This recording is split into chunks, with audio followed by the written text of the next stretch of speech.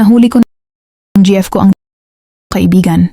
At hindi ko ito kinaya hanggang sa, Dear Ate Vine, mag-share lang po ako ng story ko. Ako si Seth.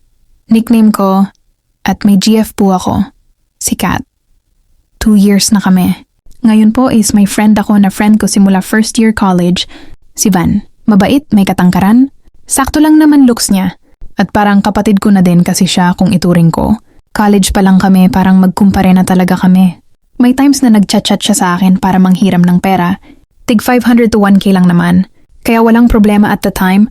Lagi naman siya nagbabayad.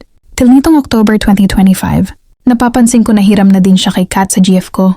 At sinabi naman to sa akin ni Kat. Ang nagtataka lang ako kung bakit need paburahin ni Kat yung convo nila. If about sa utang-utang lang naman. Fast forward po, nitong January 8, nagpunta kami sa private resort sa Calamba. Ngayon with friends po yon, pero hindi ko na malaya na uuwi din pala halos lahat at hindi mag-i-stay. Mas lumalim ang gabi or umaga bandang 3:45 ml. May nakita ako at hindi ko makakalimutan. Nahuli ko mismo. Hindi man pero as in kitang-kita ko si Kat. Van. Dun sa isang room sa second floor. Yung room na yon is dun nakalagay mga gamit namin nila Kat. Lalaki ako pero para akong binuhusan ng malamig na tubig. Hindi ako makasigaw. Hindi ko alam, hindi ako umimika. Hindi ako nakakibo. Hindi ko sila kinumpronta. Hindi ako nanuntok o ng balibag. Ang binagsak ko lang ay ang pinto. Ang masakit lang doon ay para bang malapit nang matapos si Van sa umalis. Ako bigla at nag-jeep papunta sa isang store na malapit doon sa resort. Tawag sila ng tawag parehas pero sa phone ko, hindi ko sinagot at umuwi na lang ako ng bahay dala ang wallet ko at sipi ko.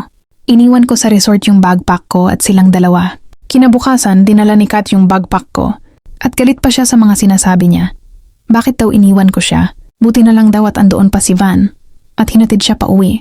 Hindi niya alam mas galit ako dahil sa nakita ko, pero dahil mahal ko siya, sinabi ko na lang na masama ang pakiramdam ko at sinabi ko rin na iyon na ang huli naming pag-uusap at sinabi ko na hindi na kailangan pang ipagpatuloy pa ang aming relasyon at huwag na siyang magtanong pa.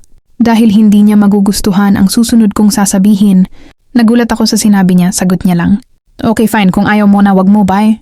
Ganun pa man, naramdaman ko na mas malaya ako at mas okay na rin siguro na nangyari iyon para hindi masayang ang pagmamahal ko.